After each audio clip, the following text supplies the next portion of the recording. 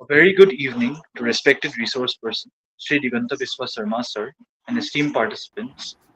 Today, I, Animan Sharma, welcome you all to the 54th session of the 100 lecture series convened by the Capacity Building Center of Cotton University. I now request Sri Diganta Biswa Sarma sir to continue his lecture on today's topic. নমস্কাৰ আমাৰ আজি 54তম এইটো সত্ৰ এইটো আমাক বহুতে আমাক message দিছে বহুত নিৰ্বাচনৰ দায়িত্বত তেওঁলোকৰ দায়িত্ব পৰিছে আৰু আন বহু আমাৰ নিয়মীয়া শ্ৰোতা প্ৰায় অসমৰ বিস্তীৰ্ণ অঞ্চল সম্পূৰ্ণ বৰাক উপত্যকা পাহাৰীয়া জিলা দুখন আৰু ব্ৰহ্মপুত্ৰ উপত্যকাৰো কেইবাখনো জিলাত কাইলৈ নিৰ্বাচন গতিকে আমাৰ বহু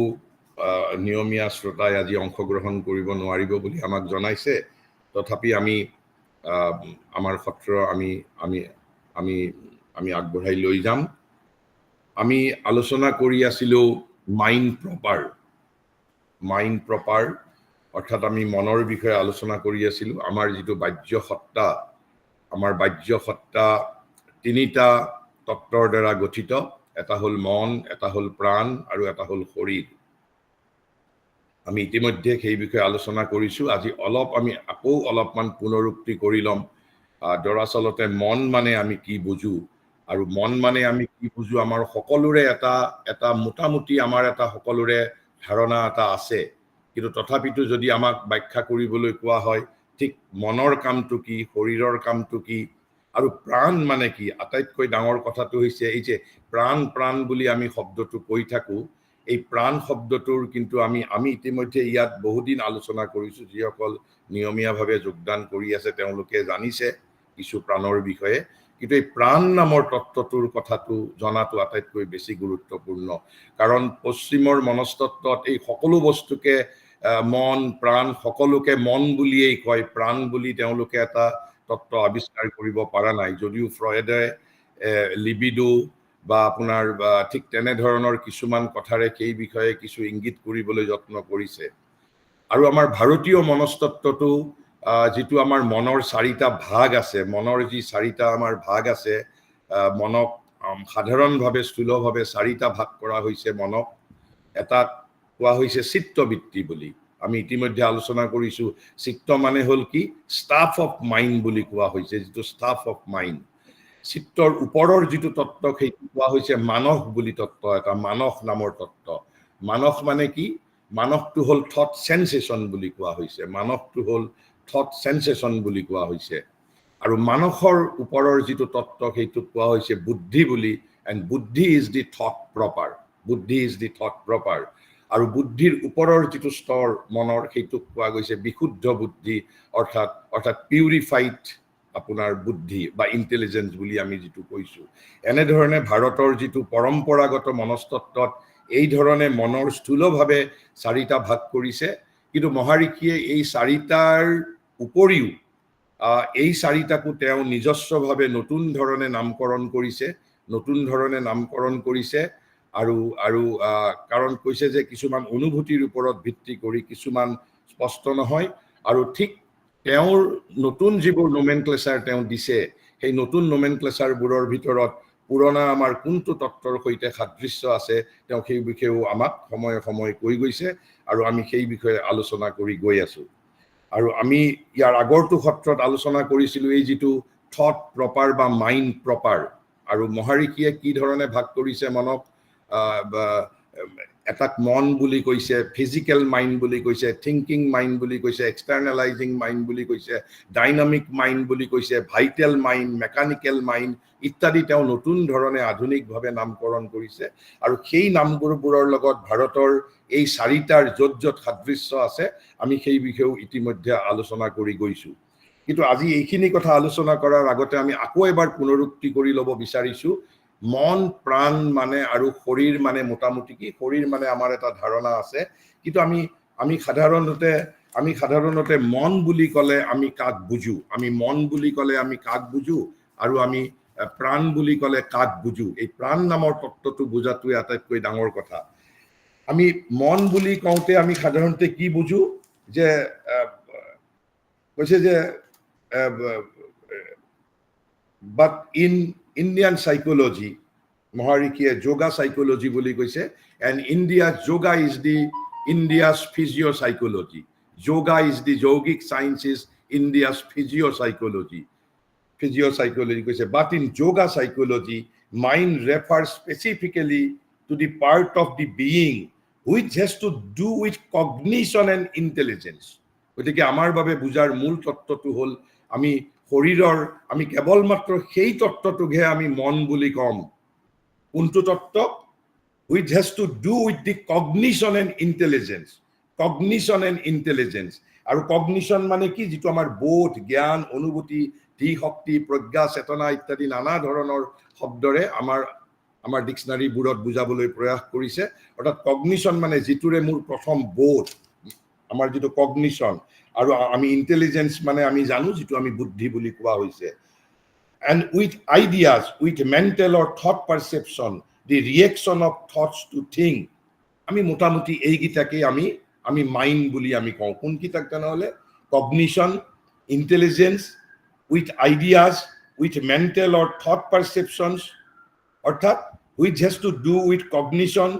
with intelligence with ideas with mental or thought perceptions the reactions of thought to things with the truly mental movements and formation আমি সাধাৰণতে মন বুলি কলে আমি এইখিনিকে আমি বুজি পাওঁ আমি মন বুলি কলে কিন্তু তাৰ পিছত এই যে ভাইটেল বোলা যেটো বস্তু ভাইটেল বোলা বস্তুটোই হল আটাইতকৈ আমি যেটো প্ৰাণ শ্ৰী অৰবিন্দই আমি যে মন প্ৰাণ শৰীৰ বুলি কওঁ এই প্ৰাণৰ ইংৰাজী ভাইটেল শব্দটো দিছে VITAL ভাইটেল অৰ্থাৎ মাইন্ড ভাইটেল এণ্ড বডি আমি যেটো শৰীৰ মন প্ৰাণ বুলি কওঁ তিনিটা তেওঁ কৈছে মাইন্ড ভাইটেল এণ্ড বডি কৰবাত ভাইটেল নকৰি কেতিয়াবা লাইফ বুলিও কৈছে কিন্তু মূলত তেওঁ ভাইটেল শব্দটো কৈছে এই ভাইটেল মানে কি কৈছে এই কি কয় যে ভাইটেল মানে মূলত কি কৈছে আমি সেইখিনি এবাৰ আমি আগতে আলোচনা কৰিছো কিন্তু পুনৰ এবাৰ আমি আলোচনা কৰি লব বিচাৰিছো আসলে প্ৰাণ মানে কি প্ৰাণৰ কগনিশনৰ লগত কোনো সম্বন্ধ নাই প্ৰাণৰ ইন্টেলিজেন্সৰ লগত কোনো সম্বন্ধ নাই প্ৰাণৰ আইডিয়াৰ লগত কোনো সম্বন্ধ নাই আমি যিবোৰ এতিয়া আমি আলোচনা কৰিলো অৰ্থাৎ মনৰ যিবোৰ বৈশিষ্ট্য সেইবোৰৰ লগত প্ৰাণৰ কোনো সম্বন্ধ নাই কিন্তু সাধাৰণতে আমি ডিস্টিংগুইশ নকৰো তেনেহলে ভাইটেল কি the most dangerous part of man আমাৰ মানুহৰ আটাইতকৈ দি মোস্ট ডেঞ্জাৰাছ পাৰ্টটোৰ নামেই হ'ল প্ৰাণ আৰু আমাৰ যেটো ট্ৰেডিশনেল যৌগিক কনসিয়াসনেছত আমাৰ যৌগিক ডিসিপ্লিনত এই প্ৰাণ নামৰ তত্ত্বটোৰ লগত আসলতে বেছি খেলাই নাই প্ৰাণ নামৰ তত্ত্বটোক নিয়ন্ত্ৰিত কৰি চেতনাৰ উদ্ধাৰোহণ কৰিবলৈ চেষ্টা কৰা হৈছে আৰু সেইভাবে যে পৃথিৱীত বহুতে কয় যে ইমান দিনৰ যৌগিক সাধনাৰ পিছতো ইমান অধ্যাত্ম সাধনাৰ পিছতো কিয় পৃথিৱীত এতিয়াও যেবোৰ আমি যিবোৰ আমি বেয়া কথা বুলি কওঁ সেইবোৰ কথা কিয় এতিয়াও একে হৈ আছে কাৰণ ট্ৰেডিশনেল যুগত ইট ওয়াজ নট এড্ৰেছড এই যে প্ৰাণ নামৰ তত্ত্বটোক পৰিশুদ্ধ কৰিবৰ বাবে আমাৰ ট্ৰেডিশনেল যুগত দেয়াৰ ওয়াজ নো ডাইৰেক্ট এফৰ্টটো আছিল আমাৰ চেতনাত আমাৰ যিটো মানৱ চৈতন্য বা আমাৰ যিটো আত্মাটোক পৰমাত্মাৰ লগত বিলীন কৰিব লাগে অৰ্থাৎ পৰা চেতনাৰ সৈতে মিলন এইটোৱে আছিল যোগৰ মূল লক্ষ্য আৰু সেইভাবে যিটো ইনসিডেন্টালি প্ৰসংগক্ৰমে বা আনুষংগিকভাৱে প্ৰাণৰ যিখিনি পিউৰিফিকেশন হৈছিল কেৱল মাত্ৰ সিমানখিনিয়ে হৈছিল অথবা চেতনাৰ উদ্ধাৰোহণৰ বাবে যিমানখিনি পিউৰিফিকেশন প্ৰয়োজন সিমানখিনিৰ পোষকতা কৰা হৈছিল তেনেহলে প্ৰাণ নামৰ তত্ত্বটো কি কৈছে the vital has to be carefully distinguished from mind vital is not mind pran is not mind গতিকে প্ৰাণ আৰু মন সম্পূৰ্ণ দুটা বেলেগ তত্ত্ব দুটা বেলেগ শক্তি কোনো কাৰো কথা না মানে কৈছে even though it has a mind element transfused into it কিন্তু এই ভাইটেলতো কিন্তু এটা মনৰ এলিমেন্ট এটা আছে আৰু সেইটোকে মহাৰিষিয়ে ভাইটেল মাইন্ড বুলি কৈছে মাইন্ডৰ এটা ক্লাসিফিকেশন কৈছে the vital is the life nature vital হল আমাৰ প্ৰাণ প্ৰকৃতি বুলি কৈছে প্ৰাণ প্ৰকৃতি made up of desires the most dangerous element of human being desires sensation feelings passions energies of action will of desire reaction of the desire soul in man and of all that play of possessive and other related instincts, anger, fear, greed, lust, etc., that belong to this field of the nature. অর্থাৎ এই যে আমি লোভ, মোহ, কাম, ক্রোধ, মদ, মাৎসর্য, আমার বাসনা, কামনা, আমার দেশ, বিদ্বেষ, হিংসা, অধিকাৰ, আধিপত্য, বিজয়, এইবোৰ মনৰ কাম নহয়। মনৰ কাম হ'ল কগনিশ্যন, মনৰ কাম হ'ল আইডিয়া, মনৰ কাম হ'ল পাৰচেপশ্যন, মনৰ কাম হ'ল ইণ্টেলিজেঞ্চ, প্ৰাণৰ কাম হ'ল এইবোৰ। কিন্তু প্ৰাণটো তাৰ পিছত কৈছে অকল প্ৰাণৰ এইটোৱেই নহয়, কিন্তু প্ৰাণ কৈছে, প্ৰাণক আকৌ মহাৰিষিয়ে বেলেগ বেলেগ জেগাত বিভিন্ন ধৰণে বুজাবলৈ যত্ন কৰিছে। কৈছে it is the life force and desire force in a man. এইটো আমাৰ লাইফ ফ'ৰ্চ, জীৱনী শক্তি, এজ ৱেল এজ আমাৰ কামনা শক্তি, আমাৰ বাসনা শক্তি, দুটাই ইয়াৰ মাজত আছে। আৰু সেইবাবে আমি প্ৰাণক উৎপীড়ন কৰিব নোৱাৰো। প্ৰাণক যদি উৎপীড়ন কৰোঁ, প্ৰাণক যদি আমি যদি তাৰ ওপৰত যদি অত্যাচাৰ কৰোঁ, তেতিয়াহ'লে আমাৰ জীৱনী শক্তি আমি হেৰুৱাই পেলাম। কিন্তু অথচ আকৌ যিটো অপৰিশোধিত প্ৰাণ প্ৰকৃতিৰ থকালৈকে পৃথিৱীৰ ৰূপান্তৰ কেতিয়াও সম্ভৱ নহয়। আৰু কৈছে and the part of the being that response to desire. গতিকে ইয়াত কেইটা কথা পালো? তিনিটা কথা পালো এতিয়ালৈ। কৈছে যে life force, Number 2, desire force. Number 3 কৈছে the part of the being that responds to desire. আমাৰ শৰীৰৰ, আমাৰ প্ৰাণ, আমাৰ সত্তাৰ যিটো অংশ হয়, আমাৰ বাসনাক সঁহাৰি জনাই, সেইটোকো প্ৰাণ বুলি কোৱা হয়। আকৌ কি কোৱা হৈছে? ই যি ধৰণে লাইফ ফ'ৰ্চ, ঠিক সেই ধৰণে ভাইটেলটো লাইফ ফ'ৰ্চৰ এটা ইনষ্ট্ৰুমেণ্টটো। গতিকে জীৱনী শক্তি আৰু আমাৰ বাসনা, আমাৰ ইনষ্টিং, পেছন, greed, anger, hey সকলোবোৰ। কৈছে the vital being or life nature is made up of desires, feelings, instincts, impulses. The life energy which animates the body is an aspect of the vital. তাৰপিছত কৈছে আৰু এফালে কৈছে the vital as the desire soul and desire nature controls the consciousness to a large extent in most men. আমাৰ মানুহৰ বহু ক্ষেত্ৰতে মানুহক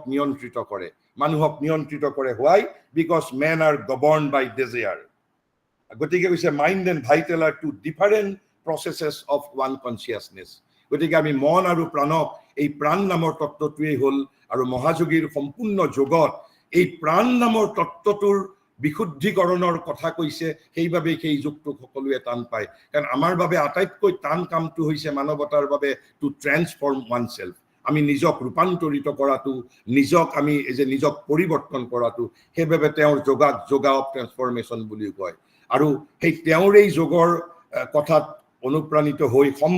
মই সম্ভৱত বুলি কৈছো, আৰু কোৱাৰ কিছু মোৰ আছে। আমাৰ ৰূপ কোঁৱৰে গাইছিল কি, যে ৰূপান্তৰেহে মাথো জগত ধুনীয়া কৰে, এই মোৰ গায়ত্ৰী মন্ত্ৰ। অৰ্থাৎ chemistry, physics, biology, mathematics, anthropology, economics, political science cannot make world beautiful. আৰু পৃথিৱীক ধুনীয়া কৰাৰ অৰ্থ হ'ল সমগ্ৰ দেশখনক ধুনীয়া কৰাৰ অৰ্থ, সমগ্ৰ দেশখনক ধুনীয়া কৰাৰ অৰ্থ হ'ল নিজৰ সমাজখনক ধুনীয়া কৰাৰ অৰ্থ, আৰু নিজৰ সমাজখনক ধুনীয়া কৰাৰ অৰ্থ হ'ল নিজৰ জীৱনটোক ধুনীয়া আৰু সাৰ্থক কৰি তোলা। আৰু সেইবাবেই এই যে প্ৰাণ প্ৰকৃতিটো, এই যে এই ভাইটেলটোৱে আমাৰ মানুহৰ আটাইতকৈ কমপ্লিকেটেড আমাৰ যিটো সত্তা, কাৰণ ই এটা স্বাধীন সত্তা, সাৰ্বভৌম সত্তা। সি মনৰ কথা নুশুনে। আৰু আমি ইতিমধ্যে বহু আলোচনা কৰিছো। আজি 2-4জন নতুন মানুহ অহা কাৰণে মই এইখিনি কথা পুনৰ এবাৰ পুনৰুক্তি কৰি ললো। আৰু ইয়াৰ লগত আৰু এটা কথা একেবাৰে আমি স্পেচিফিকেলি জানিব লাগিব। আমি সাধাৰণতে ভাৰতবৰ্ষত আমি ইগোৰ কথা কওঁ। What is ego? কাৰণ এই গোটেই গীতাই এই আমাৰ desire and ego, annihilation of ego আৰু ৰিনাউন্সমেণ্ট অফ ডিজায়াৰ, এই দুটাৰ কথাই বাৰে বাৰে কৈছে। অৰ্থাৎ এই দুটা যেতিয়ালৈকে আমি ৰিনাউন্সমেণ্ট অফ ডিজায়াৰ্ছ আৰু annihilation of ego. But what is ego? আমি সাধাৰণতে ইগো বুলি ক'লে আমি যিটো আমাৰ ভেনিটি ইত্যাদিক আমি ইগো বুলি কওঁ। দৌজ আৰ ইগো কনচিয়াছনেছৰ কনচিকুৱেঞ্চ। সেইবোৰ আমাৰ ইগোৰ এটা প্ৰবৃত্তি, আমাৰ এটা ইগোৰ প্ৰবৃত্তি। But what is ego? To be specific মহাৰিষিয়ে একেবাৰে এটা লাইনত কৈছে হোৱাট ইজ ইগো। আৰু মই ভাবো আপোনালোকৰ বাবে বুজি পোৱাত একেবাৰে অসুবিধা নহয়। তেওঁ কৈছে ইগো ইমপ্লাইজ দি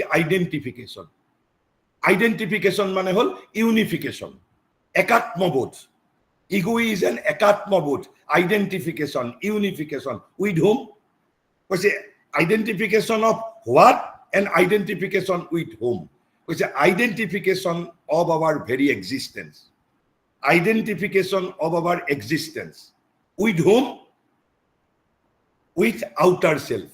আমাৰ যিটো বাহ্য সত্তা, অৰ্থাৎ এই মন প্ৰাণ শৰীৰ, এই তিনিটাৰ লগত যিটো একাত্মবোধ আইডেন্টিফিকেশন। গতিকে আমাক যদি কোনোবাই what is ego? Ego is an identification, ego is an unification, তাদাত্ম বা আমি যিটো একাত্মবোধ বুলি কওঁ, কাৰ সৈতে?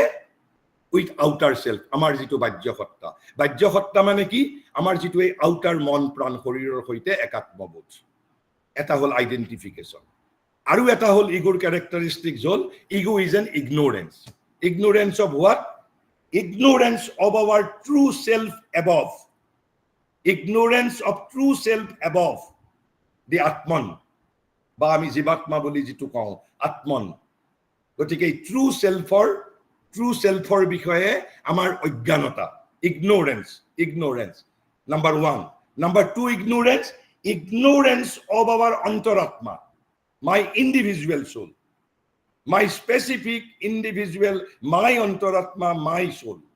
And this my soul is the pratibhu, is the deputy, is the representative of the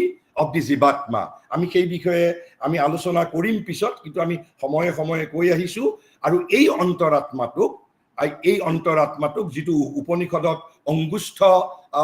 এটা শ্লোকত কৈছে, মই কথাটো পাহৰি গলো। শ্ৰী অৰবিন্দই এটা তেওঁ স্পেচিফিক ইংৰাজী নামকৰণ কৰিছে। কিয়? অন্তৰাত্মা মানে একেবাৰে অন্তৰত। ইংৰাজী সাইকিক যিটো শব্দ PSYCHC, এই সাইকিক শব্দটোৰে অন্তৰক বুজায়, ইনাৰ মোষ্টক বুজায়। আৰু সেইবাবে যেহেতু অন্তৰাত্মা বুলি আমি ভাৰতবৰ্ষত কওঁ, তেওঁ অন্তৰাত্মা, তেওঁ এই দুটা শব্দ ব্যৱহাৰ কৰিছে। ভাৰতীয় প্ৰতিশব্দ ব্যৱহাৰ কৰিছে সত্যপুৰুষ, আৰু ইংৰাজীত তেওঁ ব্যৱহাৰ কৰিছে সাইকিক বিং। কিন্তু আমি বুজাৰ সুবিধাৰ কাৰণে আমি আমাৰ অন্তৰাত্মা, আমাৰ ব্যষ্টি আত্মা, আমাৰ ইণ্ডিভিজুৱেল সোল, আমি তেনেকৈ কথাটো পাতিব পাৰো। যেতিয়া আমি এই সাইকিক বিং জীৱাত্মাৰ বিষয়ে আলোচনা কৰিম পাৰ্টস অফ বিঙত, তেতিয়া আমি আৰু বিতংভাৱে আলোচনা কৰিম। কিন্তু তেনেহলে আমাৰ ইগো মানে কি? ইগো মানে হ'ল আইডেন্টিফিকেশন এণ্ড আপোনাৰ ইগনোৰেন্স। Identification of what? Identification of our existence. With whom? With my outer self. Outer self মানে কি? মন প্ৰাণ শৰীৰ। ই নিজৰ আত্মাৰ লগত আইডেন্টিফাই নকৰে ইগোৱে। কাৰ লগত আইডেন্টিফাই কৰে? আইডেন্টিফিকেশন উইথ আউটাৰ মন প্ৰাণ শৰীৰ। আৰু ইগো মানে আৰু এটা বস্তু কি? ইগো মানে ইগনোৰেন্স। Ignorance of what? Ignorance of our true self above. That is to say, our jivatma. যিটো গীতাত কৈছে মম এইব অংশ সনাতন, মাই পোৰ্চন ইটাৰনেল বুলি গীতাত যিটো 15 নম্বৰ অধ্যায়ৰ সম্ভৱতঃ 7 নম্বৰ শ্লোকত কৈছে নেকি, অলপ শ্লোক সংখ্যাটো ভুল হ'ব পাৰে মোৰ। গীতাত য'ত শ্ৰীকৃষ্ণই মানুহ কোন বুলি কৈছে মম এইব অংশ সনাতন।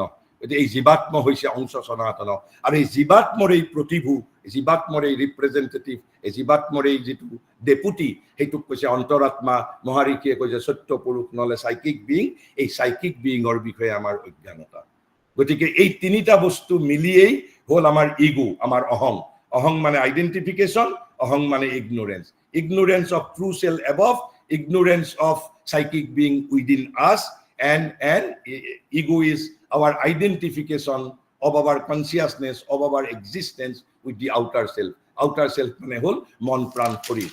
আমি এইখিনি অলপ আমি আলোচনা কৰি ললো। এতিয়া আমি আলোচনা কৰি আছিলো আমি যিটো আমাৰ মাইণ্ড প্ৰপাৰ, আমি মাইণ্ড প্ৰপাৰৰ বিষয়ে সিদিনা অলপ আলোচনা কৰিছিলো। আজি আমি অলপমান ৰিকেপ কৰি পুনৰ আলোচনা কৰিব বিচাৰিছো।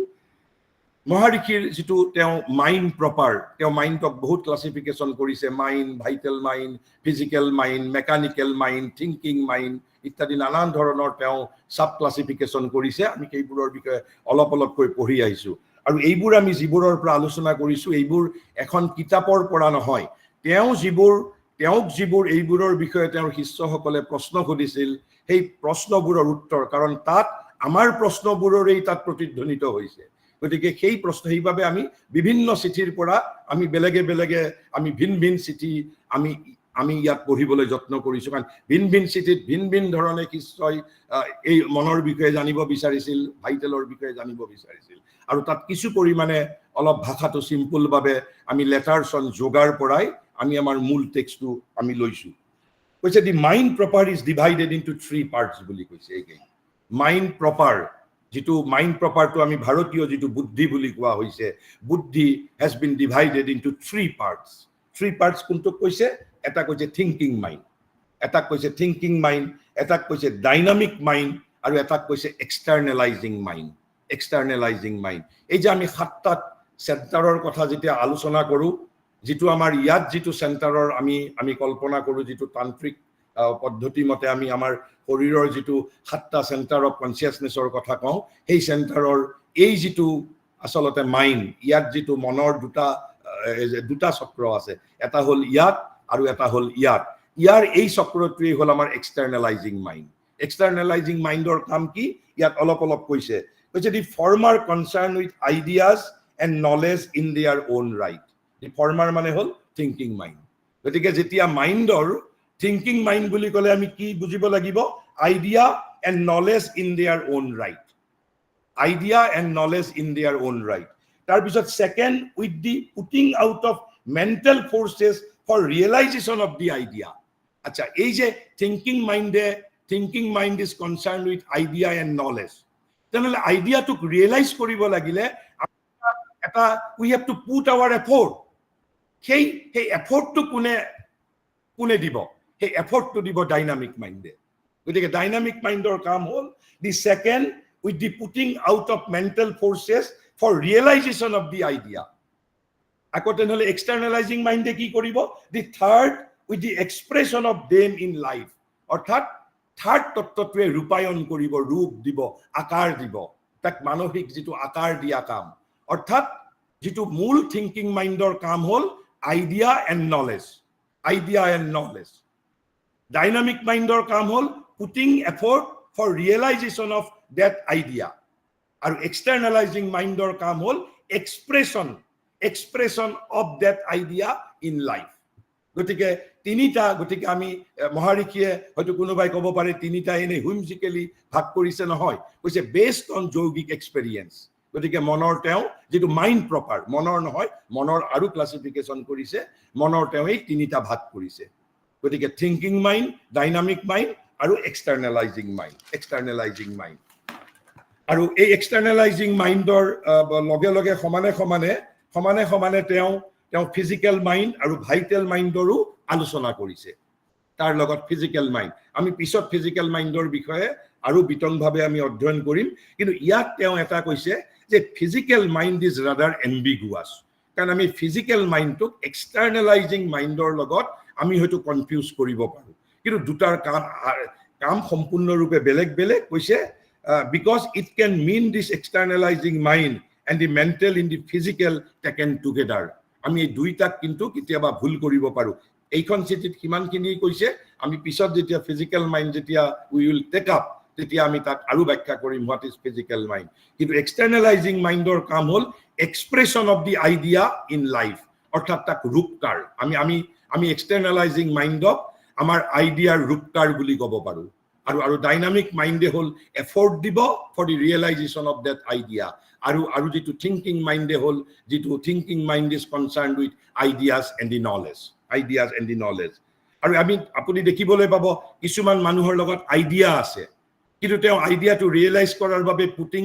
তেওঁ এফৰ্ট পুট কৰিব নোৱাৰে আকৌ কিছুমানে এফৰ্টটো পুট কৰিব পাৰে কিন্তু তেওঁ তাৰ ৰূপটো দিব নোৱাৰে গতিকে আমাৰ যে মনক বিকশিত কৰিবলৈ যাওঁতে আমি যে এই তিনিটা তত্ত্বকে আমি তিনিটা মাইণ্ডকে বিকশিত কৰিব লাগিব for the complete flowering of our integral personality কিন্তু দুৰ্ভাগ্যক্ৰমে আমাৰ ইউনিভাৰ্সেল এডুকেশ্যনত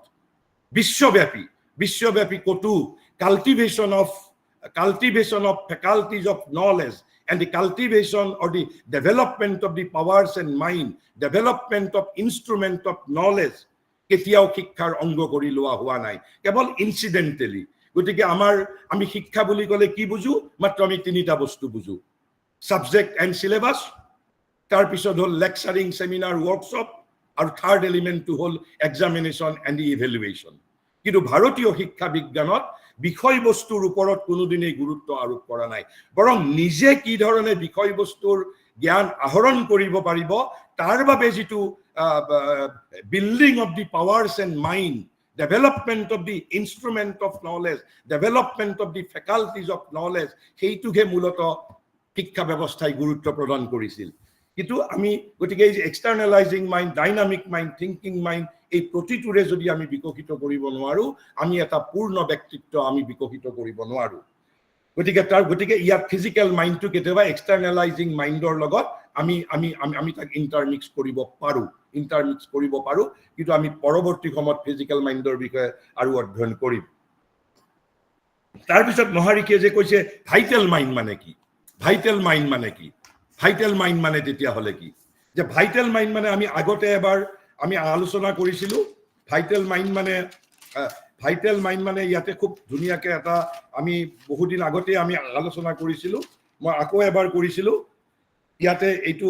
মহাৰিষিৰ কথা নহয়, তেওঁৰে এজন শিষ্য দালাল নামৰ তেওঁৰো কিতাপৰ পৰা মই বহু সমল গ্ৰহণ কৰিছোঁ। তেওঁ কৈছে দি vital mind unlike the thinking mind. এই ভাইটেল মাইণ্ড বুলি আমি যিটো কৈছোঁ, সেই ভাইটেল মাইণ্ডটো থিংকিং মাইণ্ডৰ দৰে নহয়। আৰু কোনটো মাইণ্ডক আমি ভাইটেল মাইণ্ড বুলি কৈছোঁ? which is the part of the mind that is intermixed with the vital. মনৰ যিটো অংশ, এই যে ভাইটেল নামৰ যিটো তত্ত্ব, প্ৰাণ নামৰ যিটো তত্ত্বৰ লগত ইণ্টাৰমিক্সড হৈ আছে,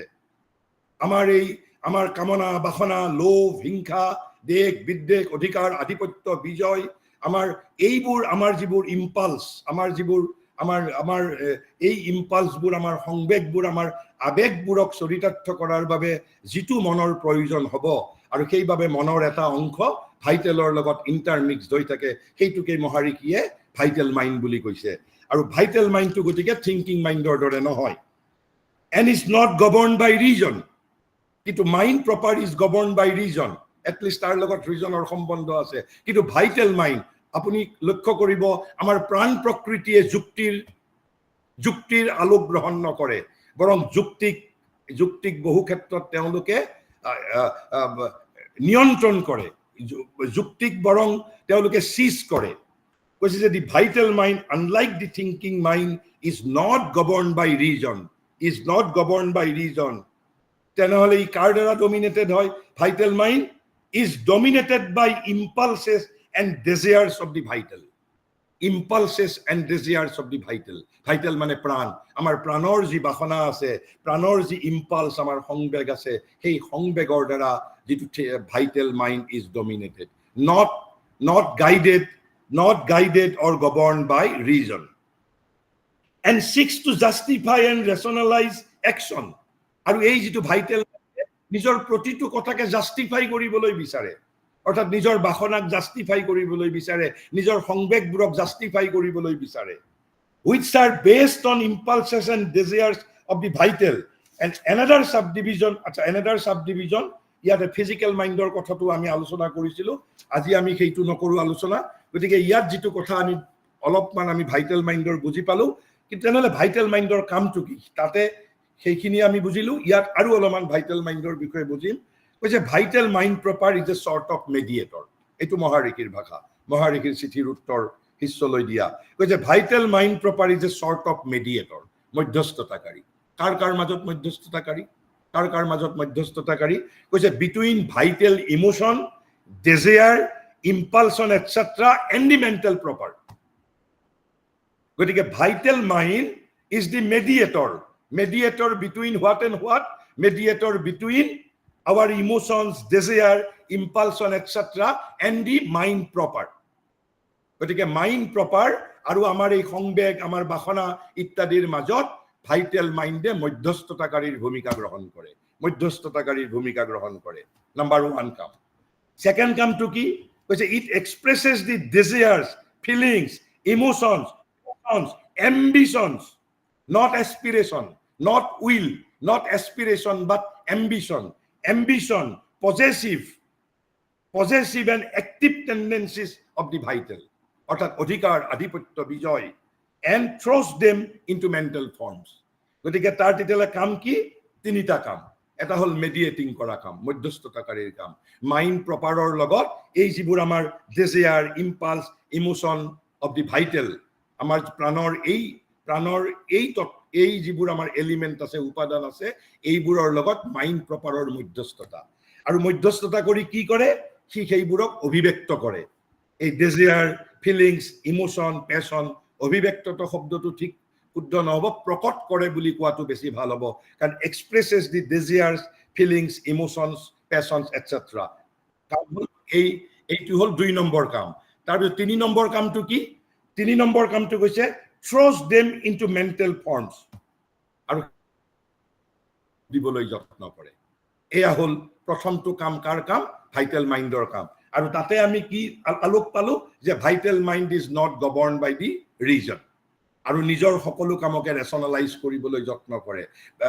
ডিজায়াৰ আৰু ভাইটেল ইম্পালছৰ দ্বাৰা সি নিজক নিয়ন্ত্ৰিত কৰে আৰু ইয়াতে আমি পালো কি মেডিয়েটৰ সি এইবোৰক কি কয় প্ৰকট কৰে আমাৰ desire emotion passion possessive and active tendencies of the vital এইবোৰক প্ৰকট কৰাৰ কাম কৰে আৰু এইবোৰক সি মানসিক ৰূপলৈ নিক্ষেপ কৰে অৰ্থাৎ এইবোৰৰ মানসিক ৰূপ সি প্ৰদান কৰিবলৈ যত্ন কৰে আৰু এইবোৰ কোনে কৰে ভাইটেল মাইণ্ড অৰ্থাৎ প্ৰাণিক মনটোৱে according to মহাৰিকি গতিকে মহাৰিকি ভাইটেল মাইণ্ড বুলি তেনেকুৱা আমাৰ ভাৰতীয় মনস্তত্ত্বত these classifications are মহাৰিজি's almost original একেবাৰে world wide original আৰু যে nobody can deny এই কথাখিনি আলোচনা যেতিয়া আমি কৰি থাকিম ভাইটেলৰ এইটো যে সত্যানুভূতিৰ ওপৰত প্ৰতিষ্ঠিত এইবোৰ ব্যাখ্যা কোনো these are not intellectual thesis these are not the thesis born of mental speculation these are based on yogic experience তাৰপিছত কিটো কৈছে তাৰপিছত কিটো আৰু এটা কৈছে যে there is still lower stage of the mental in the vital কিন্তু আৰু এটা একেবাৰে তলত এই যেটো desire feeling emotion passion ambition এইবোৰৰ তলত এটা তাক আমাৰ লোৱাৰ ভাইটেল বুলি কোৱা হৈছে আৰু আমাৰ ট্ৰেডিশনাল আমাৰ যেটো এই যে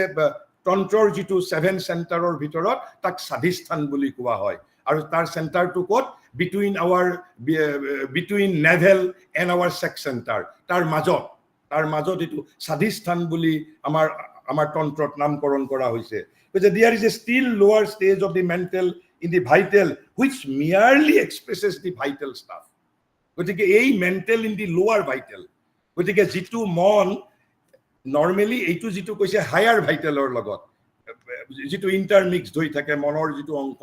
আৰু এটা মনৰ অংশ একেবাৰে লোৱাৰ ভাইটেলৰ লগতো ইন্টাৰমিক্সড হৈ থাকে আৰু তাৰ কাম কি যে which merely expresses the vital stuff আৰু এই ভাইটেল ষ্টাফবোৰ কি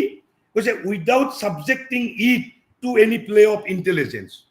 বুদ্ধিৰ অধীন নকৰাকৈ এই লোৱাৰ ভাইটেল যিবোৰ তত্ত্ব আছে এই যে নিম্ন প্ৰাণৰ যিবোৰ তত্ত্ব নিম্ন প্ৰাণৰ যিবোৰ উপাদান সেইবোৰ প্ৰকট কৰে and it is through this mental vital it is through this mental vital অর্থাৎ through this lower mental vital that the vital passions impulses desires rise up and get into the buddhi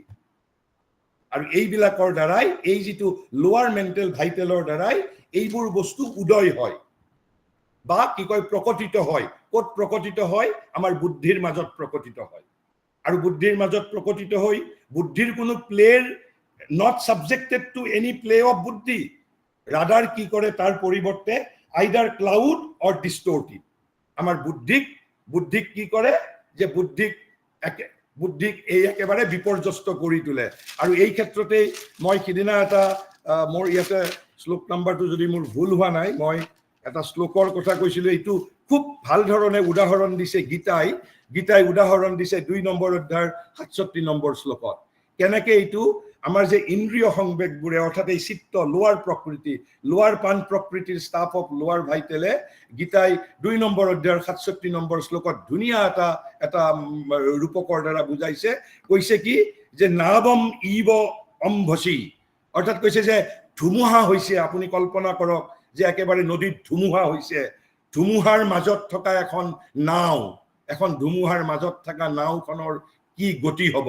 নাওৰিয়াৰ কি আপোনাৰ গতি হ'ব কৈছে like a boat in stormy waters সেই নাও একেবাৰে বিপৰ্যস্ত হৈ যাব একেবাৰে সি থৰকাচুটি একদম মানে হেৰুৱাই পেলাব আৰু ইয়াত যদিবা মহাৰিকি আধুনিক ভাষাত কৈছে কি that the vital passions impulses desire rise up and get into the buddhi and either cloud or distort it তাক আবৃত কৰি পেলাই নহলে তাক ডিস্টোৰ্ট কৰি পেলায় হয় তাক ডিস্টোৰ্ট কৰে নহলে তাক ক্লাউডেড কৰি দিয়ে তাক তাতে ক্লাউডত তাতে ক্লাউড কৰি দিয়ে তাৰ পিছত আমি ইয়াতে আৰু এটা কথা মই আলোচনা কৰিবলৈ বিচাৰিছো যদি আমাৰ সময় হয় এটা খুব ভাল কথা এটা আমি এটা আলোচনা কৰিব বিচাৰিছো কালি মই আৰু অলপমান ভাল ধৰণে কৰিম আজি মই অলপমান আমাৰ কৌতুহল থকাৰ বাবে আমি এটা কথা আলোচনা কৰিব খুজিছো মই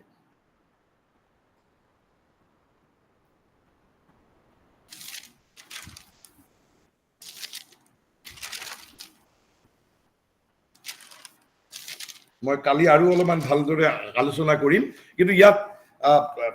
এটা খুব আপোনালোকৰ বাবে এটা কৌতুহল দীপকো হ'ব আমাৰ মনত সাধাৰণতে আমি বহু ক্ষেত্ৰত আমাৰ পুৰাণত আমাৰ ভাৰতবৰ্ষৰ ইতিহাসত বা আনকি আধুনিক যুগতো আজিৰ দিনতো আমি সাধাৰণতে বুদ্ধিজীৱীবোৰে এটা আমি অভিযোগ দিওঁ আমি কেতিয়াবা দেখো একোজন মানুহ যিসকল আধ্যাত্মিক হৈছে যিসকলে আধ্যাত্মিক সাধনা কৰিছে তেওঁলোকৰ মাজতে আমি এই যে প্ৰাণ প্ৰবৃত্তিসমূহৰ চৰিতাৰ্থতাটো আমি বেছি দেখিবলৈ পাওঁ কেতিয়াবা আৰু তেতিয়া আমি তেওঁক ভণ্ড বুলি কওঁ আসলতে আমি ভণ্ড নহয় তাৰ মাজত এই যে সাইকোলজি অফ ম্যান এইভাবে যে কৈছে যে we are essentially we are unique person but we are multi person in our manifestation আসলতে এই যে প্ৰত্যেকটো সত্তাৰ ৰূপান্তৰ নহলে যে আমি যে এই যে ৰূপ কোঁৱৰে কোৱা সেই ৰূপান্তৰে জগত ধুনীয়া কৰে সেয়া সম্ভৱ নহয় আমি সেই কথাটোৰ প্ৰতি আলোকপাত কৰিম কালি এইখিনি বস্তু আমি আৰু অলপমান পদ্ধতিগতভাৱে কৰিম আজি মই অলপমান অকল মাত্ৰ মই একেবাৰে যিখিনি কম বুলি ভাবিছিলো সময়ৰ অভাৱৰ কাৰণে একেবাৰে শেষৰ কথাখিনিৰ ফালে আহিছো আৰু এইটো কৌতুহলৰ দীপক হ'ব মহাৰিকিয়ে কৈছে যে the descent of the peace is often one of the first major positive experiences of the sadhana descent of the peace যেতিয়া আমাৰ মনত শান্তিৰ যেতিয়া অৱতৰণ হয় মহাৰিকিয়ে কৈছে সাধনাৰ এইটোৱেই কৈছে যে ফাৰ্ষ্ট মেজৰ পজিটিভ এক্সপেৰিয়েন্স বুলি কৈছে যদি আমি সঁচাই নিজক ৰূপান্তৰৰ যদি অভিযাত্ৰী আমি যদি হৈছো যেতিয়াই মোৰ মনত শান্তি আহিব যেতিয়াই মই এই প্ৰাণৰ প্ৰবৃত্তিসমূহৰ দ্বাৰা পৰিচালিত নহম লোভ মোহ কাম ক্ৰোধ হিংসা বিদ্বেষ অধিকাৰ আধিপত্য বিজয় অৰ্থাৎ যেতিয়া মোৰ মাজত যেতিয়া যেতিয়া শান্তি যেতিয়া মোৰ মাজত আহিব যেতিয়ালৈকে শান্তি অহা নাই তেতিয়ালৈ আপুনি ধৰিব যে মই মোৰ সাধনাত মই এতিয়ালৈ কোনো ধৰণৰ মেজৰ এক্সপেৰিয়েন্স অৰ্থাৎ মই কোনো প্ৰধান অনুভূতি মোৰ এতিয়ালৈকে মোৰ আয়ত্ত হোৱা নাই শান্তি আহিব লাগিব যেতিয়ালৈ মোৰ মাজত অভিযোগ ইত্যাদি অৰ্থাৎ মনে যেতিয়ালৈ কাম কৰি থাকিব either thinking mind dynamic mind either externalising mind তেতিয়ালৈকে মনত যে শান্তি হোৱা নাই আমি গম পাম আৰু সেইভাবে মহাৰিকিয়ে কৈছে the descent of the peace is often one of the first major positive experiences of the sadhana কিন্তু ইয়াৰ লগত এটা বিপদো আছে কি বিপদ আছে কৈছে in this state of peace the normal thought mind is apt to fall silent যেতিয়া আমাৰ মাজত শান্তিৰ অৱতৰণ হয় তেতিয়া কৈছে দি বুদ্ধি অৰ্থাৎ মাইণ্ড প্ৰপাৰ কি হয় ই একেবাৰে নীৰৱতালৈকে নীৰৱ হৈ যায় নীৰৱ হৈ যোৱাৰ বাবে সাজু হৈ উঠে সষ্টম হৈ উঠে অৰ্থাৎ নীৰৱ হৈ যায় কৈছে in this state of peace the normal thought mind অৰ্থাৎ বুদ্ধি the normal thought mind is apt to fall silent একেবাৰে থট মাইণ্ডটো সাইলেন্ট হৈ যায় almost and abate most of its activity abate মানে কম কৰে যিবোৰ বহু খাম কাটাই অৰ্থাৎ তাৰ মনৰ সেই থট মাইণ্ডৰ বহুবোৰ কাম সি তেতিয়া সেইবোৰ আৰু নকৰা হয় এবেটিং কৰে এবেট মোষ্ট অফ ইটস এক্টিভিটি তাৰপিছত কি হয় when it does অৰ্থাৎ এইকেইটা যেতিয়া ঘটনা ঘটে অৰ্থাৎ শান্তি যেতিয়া অৱতৰণ হয় আৰু শান্তি অৱতৰণৰ সৈতে যেতিয়া মোৰ বুদ্ধি মাইণ্ড প্ৰপাৰ বা থট প্ৰপাৰ যেতিয়া একেবাৰে নীৰৱ হৈ যায় আৰু যেতিয়া মই যিটো থট প্ৰপাৰৰ যিবোৰ কাম সেই কামবোৰ যেতিয়া স্তব্ধ হৈ যায় তেতিয়া কি হয় তেতিয়া এই যে মই ভাইটেলৰ কথাখিনি যে আলোচনা কৰাৰ কাৰণটো কি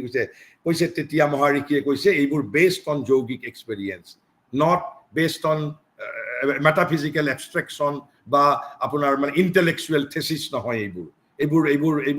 ইন্টেলেকচুৱেল থেচিছ নহয় কৈছে when it does very often either this vital mind can rush in কাৰণ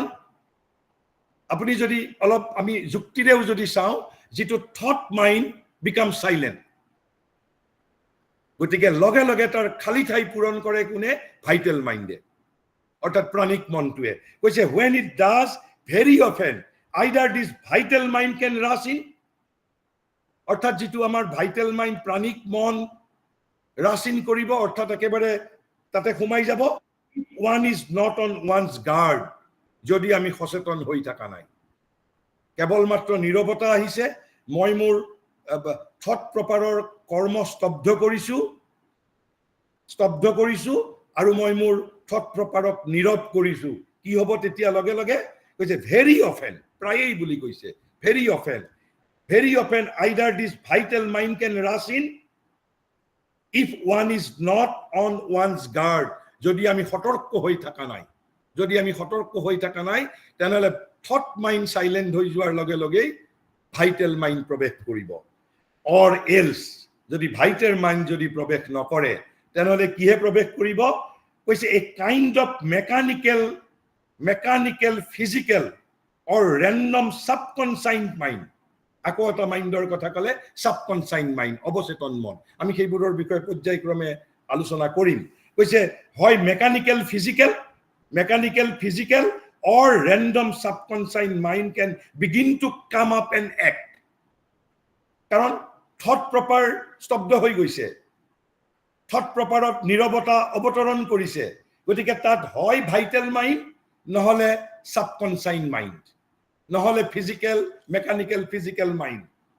আৰু নহলে কৈছে random subconscient mind can begin to come up and act আৰু মহাৰিষে কৈছে these are the chief disturbers of the silence এই দুটাই অৰ্থাৎ ভাইটেল মাইণ্ড যদি প্ৰৱেশ কৰে আৰু নহলে either random subconscious mind or mechanical physical mind ইহত দুটাই যদি প্ৰৱেশ কৰে আৰু ইহত দুটাই কৈছে নীৰৱতাৰ প্ৰধান ডিস্টাৰ্ব কৰা মানুহ নীৰৱতাৰ প্ৰধান ডিস্টাৰ্বাৰ অৰ্থাৎ শান্তি ভংগকাৰী প্ৰধান দুটা তত্ত্ব তেতিয়া কি হ'ব কৈছে or else আৰু যদি এই দুটাৰ ভিতৰত যদি এটা নহয় তেতিয়াহলে আৰু এটা তৃতীয় সম্ভাৱনা আছে তৃতীয় সম্ভাৱনাটো কি কৈছে else the play of lower vital যদি অৰ্থাৎ ভাইটেল মাইণ্ড প্ৰপাৰৰ যদি প্লে নহয় সাবকনসাইন মাইণ্ডৰ যদি প্লে নহয় মেকানিক্যাল ফিজিক্যাল মাইণ্ডৰ যদি প্লে নহয় তেতিয়া কাৰণ ইতিমধ্যে থট প্ৰপাৰ স্তব্ধ হৈ গৈছে নীৰৱ হৈ গৈছে তাৰ কৰ্ম স্তব্ধ হৈ গৈছে তেতিয়া কি হ'ব or else the lower vital mind can try to disturb তেনেহলে লোৱাৰ ভাইটেল এই যে মই অলপ আগতে আলোচনা কৰিলো যেটো আমাৰ নিম্ন প্ৰকৃতিয়ে ডিস্টাৰ্ব কৰিবলৈ যত্ন কৰিব শান্তি ভংগ কৰিবলৈ যত্ন কৰিব and that brings up the ego মই যে ইগোৰ কথাটো কলো এই লোৱাৰ ভাইটেলে অকলে নাহে কি লগত তাৰ বন্ধুক লৈ আহিব আৰু বন্ধু কোন the great ego কৈছে গ্ৰেট ইগোক লৈ আনিব and passions and their play এই যে এতিয়া আপুনি আমাৰ বিশ্বামিত্ৰৰ মনত যেতিয়া প্ৰশান্তি যেতিয়া অৱতৰণ হৈছিল কি বস্তুৰ প্লে হৈছিল গতিকে আমাৰ বহু আধ্যাত্মিক সাধনাত তেওঁলোকে সঁচাকৈ তেওঁলোকৰ মনত শান্তি তেওঁলোকৰ মাজত প্ৰবাহিত হয় শান্তি অৱতৰিত হয় যে descent of peace and it is a major spiritual experience কিন্তু তাৰ লগত এই যে বাকিখিনি কথা নাজানে বাবে one is not on one's guard এই কথাখিনি নাজানে বাবে আটাইতকৈ সতৰ্ক হোৱাৰ সময় সেই সময়খিনি কৈছে তেতিয়া কি হ'ব নহলে else the lower vital mind can try to disturb that brings up the ego and passions and their play আর তাৰ পিছত কি হ'ব এই কথা সহজেই অনুমেয় কৈছে all these are signs of elements that have to be got rid of এইবোৰৰ পৰা শান্তি অৱতৰণ হোৱাৰ সমানে শান্তিকো শান্তিত থাকিবলৈ আপোনাৰ নিদিয়ে গতিকে আপুনি শান্তি অৱতৰিত হোৱাৰ পিছতো আমাৰ কাম থাকি যাব সাধনাৰ পথ দীৰ্ঘ পথ গ্ৰেজুৱেল পথ আমি জনমে আমি অলপ কৰি আমি তাক অতিক্ৰম কৰিব লাগিব কৈছে all these are signs of elements that have to be got rid of আৰু যদি আমি got rid of নহয় সেইবোৰৰ পৰা যদি আমি ৰেহাই নাপাওঁ then what will happen কৈছে because if they remain যদি তাহাক থাকে and other of the higher powers begin to descend যিবোৰ উচ্চতৰ শক্তি অৱতৰিত হ'বলৈ আৰম্ভ কৰিছিল আৰু উচ্চতৰ শক্তি মানে কি আমি সেইটোৰ বিষয়েও এটা ক্লিয়াৰ ধাৰণা থকা দৰকাৰ উচ্চতৰ শক্তি মানে কি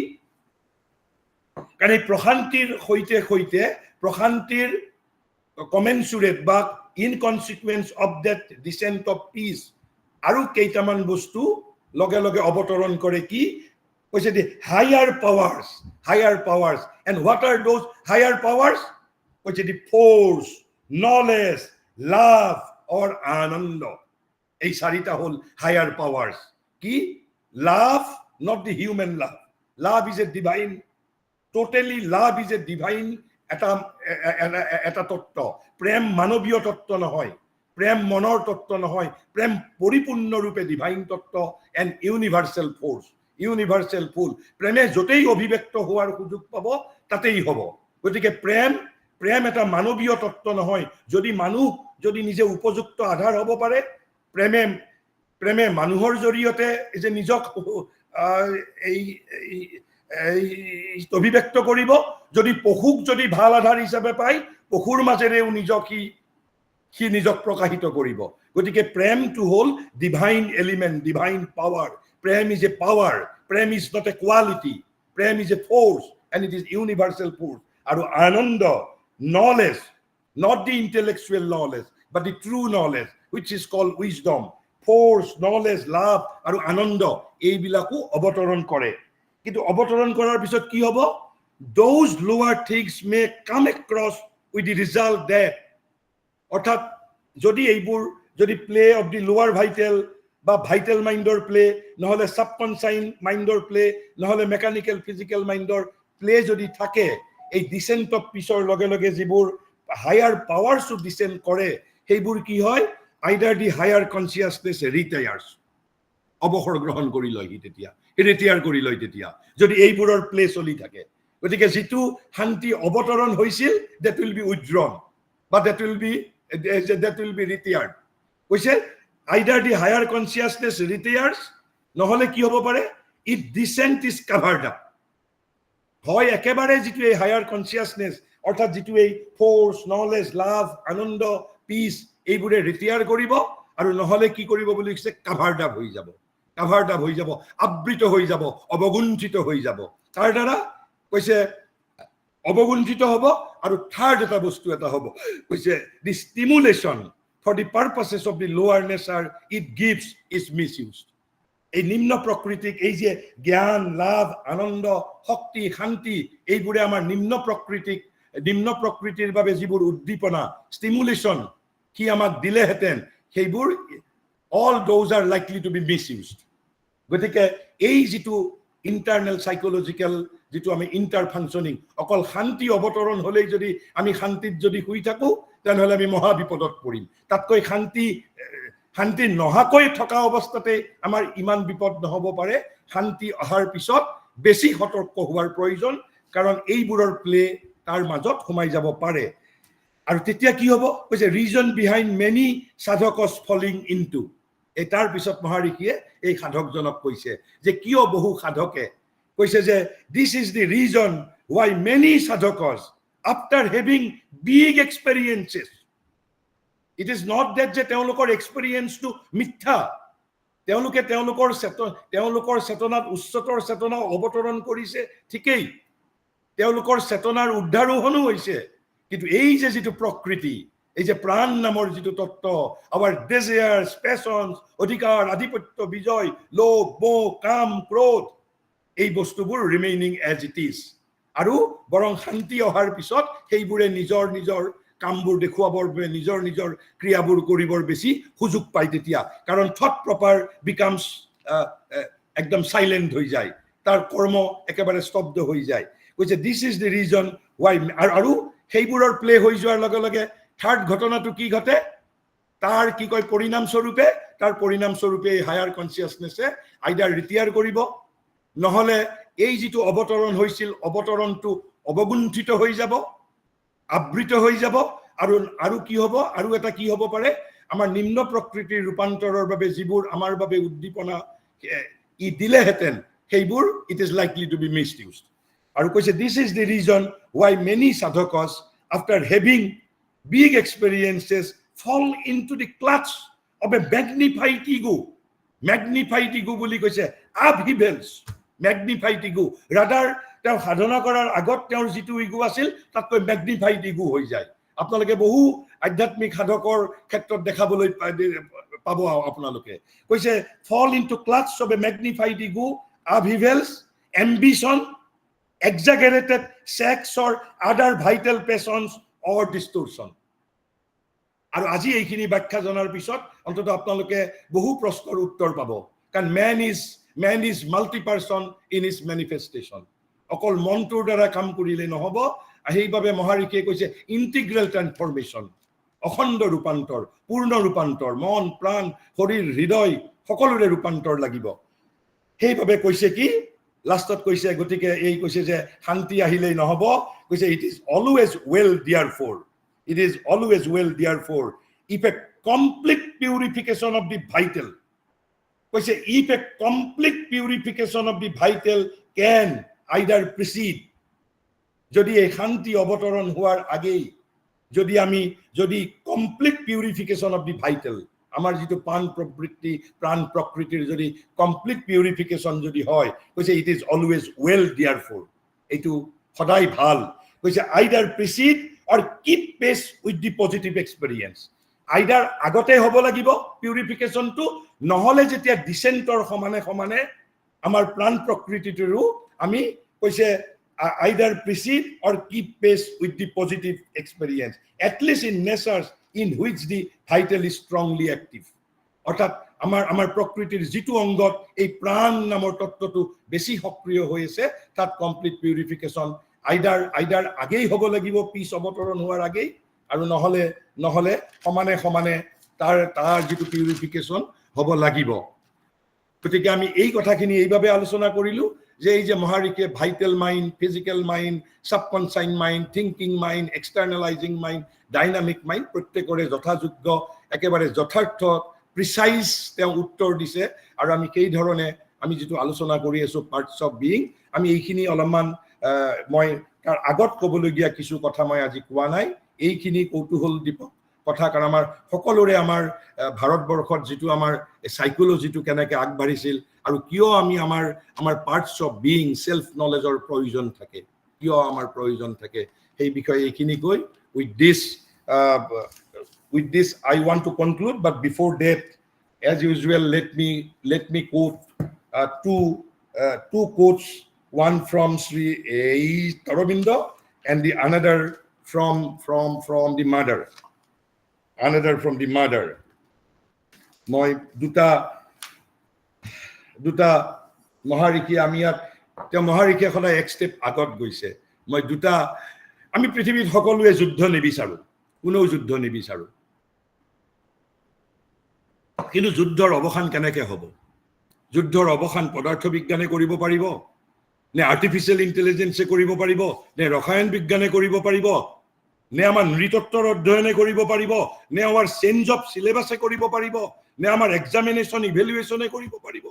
কোনে কৰিব পাৰিব যুদ্ধৰ অৱসান? কিন্তু আমি সকলোৱে কিন্তু যুদ্ধ হলেই আমি যুদ্ধৰ বিৰুদ্ধে, কোনোবাই যিসকল মৰেলিষ্ট আছে তেওঁলোকে যুদ্ধৰ বিৰুদ্ধে প্ৰবন্ধ লেখে, যুদ্ধৰ বিৰুদ্ধে প্ৰবন্ধ লেখে, কিন্তু প্ৰবন্ধ লিখিলেই জানো পৃথিৱীৰ পৰা যুদ্ধ নোহোৱা হৈ যাব? ইয়াত মহাৰিষিয়ে তিনিটা চৰ্ত দিছে, কৈছে যেতিয়ালৈকে সেই তিনিটা চৰ্ত পূৰ্ণ নহব পৃথিৱীৰ পৰা কোনো artificial intelligence, information technology, physics, chemistry, mathematics, আনকি মানুহ চন্দ্ৰত যাওক, মংগলত যাওক, বৃহস্পতিত যাওক, বৃহস্পতিত গৈ নিজৰ সাম্ৰাজ্য স্থাপন কৰক, তথাপি পৃথিৱীত যুদ্ধৰ কেতিয়াও বন্ধ কৰিব নোৱাৰে। whether you will agree it or not, it up to your wisdom. মহাৰিষিয়ে কৈছে only when man has developed not merely a fellow feeling with all men, আমিতো কেৱল ফেলো ফিলিঙৰ কাৰণেই হাহাকাৰ কৰি ফুৰিছো মহাৰিষিয়ে কৈছে অকল ফেলো ফিলিং ইজ ইনসাফিচিয়েণ্ট তেলে মহাৰিষি কি লাগে তাতকৈ ওপৰত কি লাগে আৰু কি লাগে শুনিব কৈছে only when man has developed not merely a fellow feeling with all men but a dominant sense of unity and commonality mere fellow feeling with others হলেই নহব বুলি কৈছে কি আমাৰ মাজত বিকশিত হ'ব লাগিব বুলি কৈছে কোনে বিকশিত কৰিব পাৰিব আধুনিক সভ্যতাৰ আধুনিক তথাকথিত যুক্তিনিষ্ঠ বিজ্ঞাননিষ্ঠ আধুনিক কোনটো শিক্ষাই আধুনিক জীৱনৰ কোনটো বস্তুৱে আমাক ফেলো ফিলিঙে এষ্টাবলিছ কৰিব পৰা নাই আমাৰ মাজত dominant sense of unity and commonality প্ৰথম শৰ্ত নট ফেলো ফিলিং উইথ আদাৰ্ছে যুদ্ধৰ অৱসান কৰিব নোৱাৰে কি লাগিব ফেলো ফিলিংছ উইথ অল মেনৰ পৰিৱৰ্তে লাগিব dominant sense of unity and commonality তাৰপিছত আমি কওঁ যে ভাতৃত্ববোধ মহাৰিষিয়ে কৈছে ভাতৃত্ববোধ ইজ এ ফ্ৰেগাইল বন বুলি কৈছে ভাতৃত্ববোধৰ দ্বাৰা আমি যুদ্ধৰ অৱসান কৰিব নোৱাৰো বুলি কৈছে ভাতৃত্ববোধৰ ওপৰত তত্ত্বৰ কথা কৈছে আমি চিন্তাই কৰিব নোৱাৰো মহাৰিষিয়ে কৈছে only when he is aware of them not merely as brothers লগে লগে যুক্তিও দিছে কৈছে that is a fragile bond বুলি কৈছে ভাতৃত্ববোধ এটা ঠুনুকা বন বুলি কৈছে তেনেহলে কি লাগে কেতিয়া যুদ্ধৰ অৱসান হ'ব কৈছে but as parts of himself কৈছে এই যে he has to be aware of them অৰ্থাৎ এই যে ফেলো মানুহক সমগ্ৰ মানুহক মোৰ জীৱনৰ অংগ বুলি মোৰ শৰীৰৰ অংগ বুলি ধৰিব পাৰিব লাগিব not mere brotherhood because why the brotherhood is a fragile bond বুলি কৈছে fragile bond কি বুলি ভাবিব লাগিব but as parts of himself আৰু তাৰ পিছত থাৰ্ড শব্দটো কৈছে only when he has learned to live not in his separate personal and communal ego sense but in a larger universal consciousness it is not hedonistic universalism of the multinational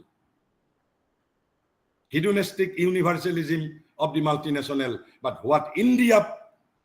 advocates that is Vishwa Chetana cosmic consciousness ego has to be killed ego has to be annihilated যেতিয়ালৈকে পৃথিৱীত ego থাকিব সমষ্টিগত ego ব্যক্তিগত ego কোনো শক্তিয়ে পৃথিৱীৰ পৰা যুদ্ধৰ অৱসান কৰিব নোৱাৰে কৈছে only when he has learned to live not in his separate personal and communal ego sense but in a larger universal consciousness can the phenomenon of war with whatever weapons pass out of his life without the possibility of return আৰু যদি এই তিনিটা আমি হাসিল কৰিব নোৱাৰো পৃথিৱীৰ মানুহে যিমান কবিতা লেখক যিমান উপন্যাস লেখক যিমান ছবি আঁকক আমি যুদ্ধ পৃথিৱীৰ পৰা কেতিয়াও অৱসান নহয় আৰু ইয়া মহাৰিষিয়ে ক'ত লিখিছে তেওঁৰ আইডিয়েল অফ হিউমেন ইউনিটি নামৰ যিখন গ্ৰন্থ তাতে লিখিছে আৰু তাৰ পিছত মই মাদাৰৰ এটা সহজ বাট very difficult to accept and difficult to digest মই with that let me conclude my today's session মাদাৰে কৈছে what is pride মানে কি what is pride কৈছে a great obstacle to progress pride is a great obstacle to progress whether you will agree it or not it depends on your wisdom গীতাত শ্ৰীকৃষ্ণই কোৱাৰ দৰে 63 number শ্লোকত 18 number অধ্যায়ৰ যথেচ্ছসি তথা কুৰু যথা ইচ্ছা তথা কুৰু আপোনালোকে যি মন যায় আপোনালোকে দলিয়াই পেলাবও পাৰে আপোনালোকে গ্ৰহণ কৰিবও পাৰে কিন্তু my request at least after self reflection অন্তত মনন শ্ৰৱণৰ পিছত অলপ যদি আমি মনন কৰাৰ পিছত যদি আপুনি উপযুক্ত বিবেচনা কৰে no pride is not obstacle to progress fine কিন্তু মাদাৰে কৈছে pride a great obstacle not ordinary obstacle a great obstacle to progress 2 নম্বৰত কৈছে it is not the soul but the ego and its pride that feel defeat and humiliation আমি যে কেতিয়াবা পৰাজিত হলে যে আমাৰ মনটো বেয়া লাগে কৈছে আমাৰ আত্মা অসন্তুষ্ট নহয় আত্মাই কোনো ইনসাল্টেডো অনুভৱ নকৰে কৈছে কোন অসন্তুষ্ট হয় কৈছে it is not the soul but the ego and its pride that feel defeat and humiliation আৰু সেইভাবে আমি যদি এই যে ৰূপকোঁৱৰৰ ভাষাৰে প্ৰতিযোগিতাই ধুনীয়া পৃথিৱী গঢ়ি তুলিব নোৱাৰে আমাক সহযোগিতাইহে ধুনীয়া পৃথিৱী গ্ৰহণ কৰে সহযোগিতাইহে ধুনীয়া পৃথিৱী একমাত্ৰ গঢ়ি তুলিব পাৰিব সেইভাবে we are heading towards সহযোগিতা from the প্ৰতিযোগিতা we are heading towards cooperative from the competitiveness গতিকে আমাৰ এই যে ৰূপান্তৰৰ যিটো প্ৰক্ৰিয়া প্ৰতিযোগিতাৰ পৰা সহযোগিতালৈ from competition to cooperativeness with this let me conclude my today's session if you want to interact we can interact for a few minutes thank you and namaskar to all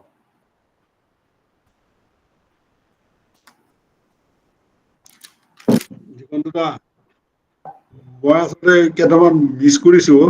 এটা প্ৰশ্ন হ'ল কি যে প্ৰাণ আৰু আত্মা দুটা একেই নে বেলেগ বেলেগ বস্তু প্ৰাণ আৰু আত্মা নাই প্ৰাণ আৰু আত্মা সম্পূৰ্ণ পৃথক আত্মা হল ভগৱানৰ অংশ মোৰ আসল অস্তিত্ব আৰু সেই আসল অস্তিত্বৰ প্ৰাণটো হল এটা ইনষ্ট্ৰুমেন্ট আৰু প্ৰাণৰ যিটো কলো প্ৰাণৰ কামনা বাসনা লোভ মোহ ডেজায়াৰ পেশন এইবোৰেই হল প্ৰাণৰ প্ৰবৃত্তি আৰু প্ৰাণটো লগতে আমাৰ যিটো লাইফ এনাৰ্জি কৈছে life force and desire force আৰু আত্মাটো হল একেবাৰে যিটো আমি কৈছো যে Brahman has become Atman has become Jivatman and জীৱাত্মনৰ ডেপুটিটোৱেই হল আমাৰ যিটো অন্তৰাত্মা গতিকে প্ৰাণ আৰু আত্মা হল আমাৰ ট্ৰু ইণ্ডিভিজুৱেলিটি ইগো হল আমাৰ ফলছ ইণ্ডিভিজুৱেলিটি Actually, ego is not a being. Ego is just a mechanism. Prakriti for a limited purpose. Ego heibabe moharike koise iguru eta limited necessity ase. Heibabe moharike tehor eta aphorismot koise ego was a help, ego is a bar. Prothomote past tense koise, tar pisot present tense koise. Koise ego was a help, ego is a bar. Gotike amak tamokikotar pora ৰাজসিক কৰাৰ কাৰণে প্ৰথম ষ্টেপত ইগোৰ প্ৰয়োজন আছে যে এজন যদি মানুহ একেবাৰে তামসিক হৈ গৈছে একেবাৰে জড়ত্ব প্ৰাপ্তি হৈছে আমি সেই সময়ত ইগোৰ প্ৰয়োজন আছে সেইভাবে কৈছে ego was a help ego is a bar গতিকে ego is not a being it's a mechanism devised by the nature for her working for only for limited purpose কিন্তু ইগোয়ে বেদখল কৰি একেবাৰে আমাৰ আসল ইন্ডিভিজুৱেলিটিটো কি একেবাৰে বেদখল কৰি লৈছে আমাৰ মন প্ৰাণ শৰীৰৰ ওপৰত অধিকাৰ লৈছে আৰু মন প্ৰাণ শৰীৰক বন্দী কৰি লৈ মন প্ৰাণ শৰীৰক নিজৰ খুচি মতে পৰিচালিত কৰিছে ইটো কিয় কৰিব পাৰিলে দাদা যেহেতু আমাৰ কনসাসনেসটো প্ৰপাৰলি আহা নাই কাৰণে পাৰিছে না কাৰণ আমাৰ আত্মাটো অবগুণ্ঠিত হৈ আছে কাৰণ আমাৰ ইন্দ্ৰিয়বোৰ বহিৰ্মুখী we do not want to be অন্তৰ্মুখী আমি অন্তৰ্মুখী হবলৈ যেদিনাৰ পৰা প্ৰয়াস কৰিম সেদিনাৰ পৰাই ইগোৱে অস্তিত্বহীনতাত ভুগিব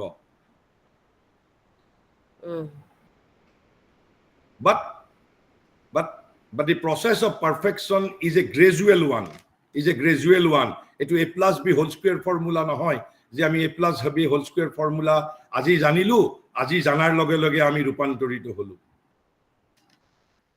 ইয়াত বৈদিক যিটো পেডাগজিত তিনিটা বস্তু আছে বৈদিক pedagogy seeking after the truth is the first step seeking after the truth প্ৰথম you have to seek the truth followed by realization of the truth and finally you have to become the truth অর্থাৎ you have to live in that truth with a sense of identification এটা তাদাত্ম্যবোধৰ সৈতে সেই with the object of knowledge আমি নিজক United কৰি লৈ নিজক identified কৰি লৈ we have to live in that truth but these are the three processes first seeking after truth then realizing the truth then becoming the truth এই যে becoming or অৰ্থ কি মই এটা ইন্ডিকেট কৰিছো মই নাজানো মোৰ দৃষ্টিত I may be wrong also 1996 to UNESCO আৰু 1972 আৰু 96ত দুখন এডুকেশ্যনেল পলিচি ৰিপৰ্ট প্ৰকাশ কৰিছিলে, এখন 1972 আৰু এখন 1996ত। This 1996 policy document, education policy document of the UNESCO, in my humble opinion, is more Indian, perfectly Indian than that of NEP 2020. আৰু এইখন আপোনালোকে গুগলত সাৰ্চ কৰিলে পাব। 1996 পলিচি ডকুমেন্ট অন শিক্ষা, চেয়াৰমেন আছিল জেক্স ডেলৰ। 1972 পলিচি 72 শিৰোনামটো কি আছিল জানে? Learning to be, learning to be. আৰু আপোনাৰ মই নাজানো এই ধৰণৰ কথা NEP 2020 ক'বলৈ সাহস কৰিছে নে কৰা নাই। 1996 policy document of the UNESCO, shared by Jacques Delors, has the audacity to declare that the learning treasure within. এই যে যিটো ভাৰতবৰ্ষৰ বেদান্তই কৈ আছে বাৰে বাৰে যে আমাৰ সকলো বস্তু জ্ঞান, গুৰু, আমাৰ কোৱালিটি, শক্তি সকলো বস্তু ভিতৰত আছে। একেবাৰে উদাত্ত কণ্ঠে সাহসৰ সৈতে আজিৰ পৰা 27 বছৰ আগত ইউনেস্কোৱে ঘোষণা কৰি থৈছে, কিন্তু ইনক্লুডিং ভাৰতবৰ্ষ কোনেও সেইখন ৰিপৰ্টক গুৰুত্ব প্ৰদান কৰা নাই। তাৰ শিৰোনামটোৱে কৈছে লাৰ্নিং দি ট্ৰেজাৰ উইদিন। একেবাৰে বিবেকানন্দ আৰু শ্ৰী অৰবিন্দই আমাৰ বেদান্তই উপনিষদে যি কথা কৈ গৈছে একেবাৰে তাৰ সাৰ্থক প্ৰতিধ্বনি, সাৰ্থক প্ৰতিধ্বনি। আৰু সেইবাবে in my humble opinion, I may be wrong, in my humble opinion 1996 policy document entitled Learning Treasure Within, published by UNESCO, is more Indian than that of NEP 2020, in my humble opinion. আৰু তাত আপুনি এই যে মই ক'লো becoming, learning to be, has been made one of the pillars of education. Learning to be has been made one of the pillars of education. এই যে মই যিটো বৈদিক ভিশনৰ কথা ক'লো, seeking after truth, realizing the truth, and then becoming the truth. আৰু কোনোবাই কিবা সুধিব? নহলে we may conclude. Sharma, we may conclude. বহুত কথা জানিলো, বহুত ভাল লাগিল। Thank you, thank you, thank you, thank you, thank you. ভাল লাগিল দিগন্তদা, বহুত ভাল লাগিলে। Thank you, thank you, thank you. As we have reached the end of today's session, I would like to take this opportunity to thank respected resource person, Shri Diganta Biswa Sarma sir, for conducting this session. Thank you, sir, for your words of insight. I would also like to thank all the esteemed participants for participating in today's session. Finally, I would like to thank the technical team for making today's session a success. We look forward to the next session. Thank you once again. Good night. Good night. Good night and namaskar to all. Thank you. Thank you and good night. We'll be meeting tomorrow at the same time. Thank you. Thank you.